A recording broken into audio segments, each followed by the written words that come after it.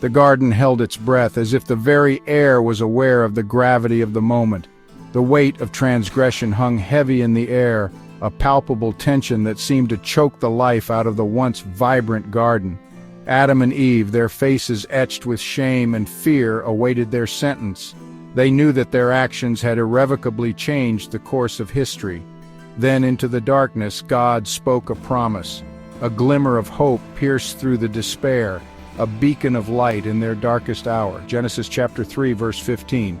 A verse etched into the fabric of history declared a profound truth. I will put enmity between you and the woman, and between your offspring and her offspring, a perpetual conflict that would shape the destiny of mankind. He shall bruise your head, and you shall bruise his heel. This was a prophecy of struggle and ultimate victory. This was not just a punishment for the serpent, but a declaration of war. A war that would span generations, a war that would rage for millennia, a war between good and evil, between the serpent and the woman's offspring. It was a cosmic battle, unseen yet ever present. This offspring, this promised one, would be the serpent's undoing, crushing his head, delivering a fatal blow that would echo through eternity. And so the battle lines were drawn, the seed of hope planted, the promise of victory echoing through the ages. The anticipation of redemption began to take root. The serpent, however, would not go down without a fight. He was cunning, relentless, and determined to thwart the divine plan. He would twist the promise, exploit vulnerabilities, and sow seeds of doubt and destruction. His whispers would be insidious, his tactics ruthless. He would stop at nothing to prevent the fulfillment of this prophecy. Every move would be calculated, every action designed to deceive. His weapon of choice? Deception. The battle had begun, and the stakes were nothing less than the fate of the world. The serpent, cunning and insidious, wasted no time.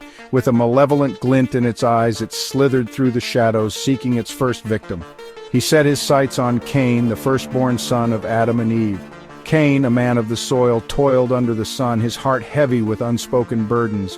Whispering doubts, fanning flames of jealousy, the serpent poisoned Cain's heart against his own brother Abel. The whispers grew louder, more insistent, until they were all Cain could hear. The prophecy echoed in the serpent's mind, fueling his rage. He knew that the lineage of Adam held a promise, one that threatened his dark dominion. He would extinguish this promised lineage before it could even begin. The serpent's malevolence knew no bounds, and he was determined to see his plan through.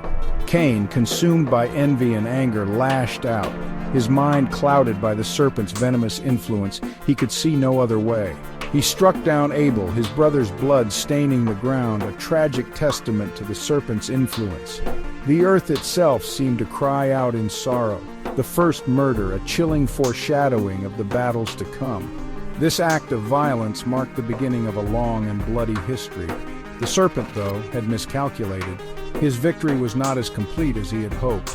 God, in his infinite wisdom, had a plan that the serpent could not foresee, one that would ultimately lead to redemption. Abel's blood cried out from the ground, a testament to the serpent's deceit and the enduring power of righteousness. It was a cry that would not go unanswered. The lineage, though bruised, was not broken. From the ashes of this tragedy, new life would emerge.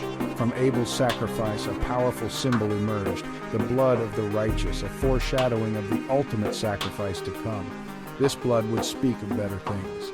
The serpent's victory was short-lived, his triumph hollow. The promise remained, a beacon of hope in the darkness. Centuries passed, marked by both faithfulness and betrayal. The serpent, relentless in his pursuit, continued to sow discord and death. Then came the pivotal moment, the arrival of the promised offspring, Jesus the Messiah. The serpent, enraged and desperate, manipulated King Herod, a ruler consumed by fear and paranoia. The prophecy once again echoed in the serpent's mind, but this time it was laced with terror. Herod, a pawn in the serpent's game, ordered the slaughter of innocent babies in Bethlehem, a desperate attempt to eliminate the threat to his throne, the fulfillment of the ancient prophecy. But the serpent's plan was thwarted. Jesus, protected by divine intervention, escaped Herod's grasp. The massacre of the innocents, a horrific act of evil, served only to solidify the serpent's wickedness and highlight the depths of his depravity. The serpent, however, would not be deterred. He would continue to test, to tempt, to persecute. His attacks would intensify, his strategies evolving, but his ultimate goal would remain the same: to destroy the promised offspring and extinguish the hope of salvation. The serpent's relentless pursuit of Jesus would manifest in various forms, from direct confrontations to subtle manipulations, always seeking to undermine the divine mission. Yet despite the serpent's efforts, the light of hope continued to shine. The divine plan, though challenged, remained unbroken. The serpent's malevolence only served to highlight the resilience and enduring power of the promised salvation. The battle between good and evil raged on, with each act of wickedness met by an even greater act of divine grace. And so, the story of Herod's desperate attempt became a testament to the enduring struggle between darkness and light, a reminder that even in the face of overwhelming evil, hope and salvation would ultimately prevail.